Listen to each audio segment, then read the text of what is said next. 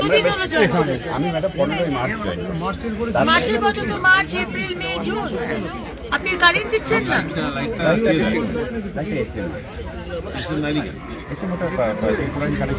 এই অ্যাক্টিভিটি গুলো আপনারা বন্ধ করুন। এই লেট ব্যাক অ্যাক্টিভিটি এই সরকারে চলবে না। আজকে আমরা আসছি বলে আপনি লাইট দিচ্ছেন, আজকে না এলে ওদের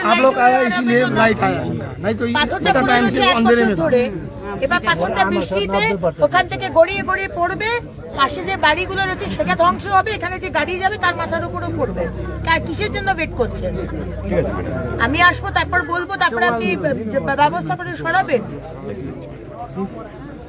মানে কত দিনের মধ্যে সেটা সরবে পাথরটা? রিসেন্টলি সরিয়ে দেবো ম্যাডাম। আমি এসডিও সাহেবের সাথে আলোচনা বর্ষা চলে এসেছে, তাড়াতাড়ি করে সরান।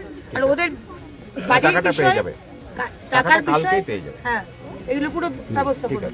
যা করতে আপনি আমাকে যেটা কথা দিলেন, যারা যারা এই রাস্তার মধ্যে রয়েছে বা এটা ছাড়াও অন্য জায়গায় আপনার জুরিসডিকশনের মধ্যে দেখে ইমিডিয়েটলি তাদের ওখান থেকে সরান। ঠিক আছে ম্যাডাম। এই যে জায়গা হয়েছে, মাটিটা লুজ আছে, আপনি তো এতদিন এখানে রয়েছেন, আপনি জানেন, এসডিও সাহেব জানেন, তাদেরকে ওখান থেকে সরিয়ে দিন, অন্য জায়গায় পাঠান।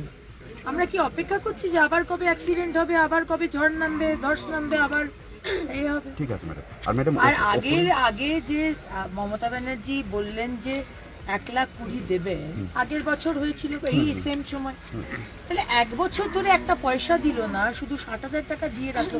আপনারা অফিস থেকে বললেন না সেটা? এতদিন তো সরকার ছিল, 4 তারিখ অবধি তো সরকার ছিল, বাকি 60,000 টাকাটা বলেননি কেন? ম্যাডাম অ্যাকচুয়ালি আমি রিসেন্ট জয়েন করেছি 29 মার্চ। আমি এসব শুনবো না।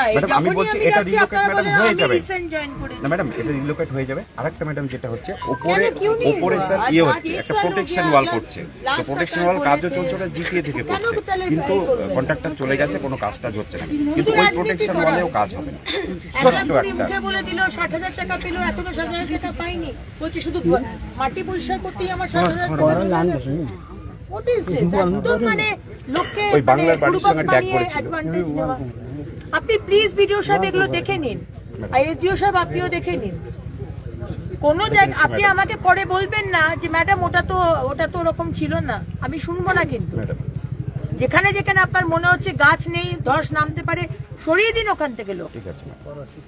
বুঝতে পেরেছেন? আপনি আমার নাম্বার নিয়ে নিন, এসডিও সাহেব আমার নাম্বার নিয়ে নিন, আমাকে জানাবেন এই বিষয়টা।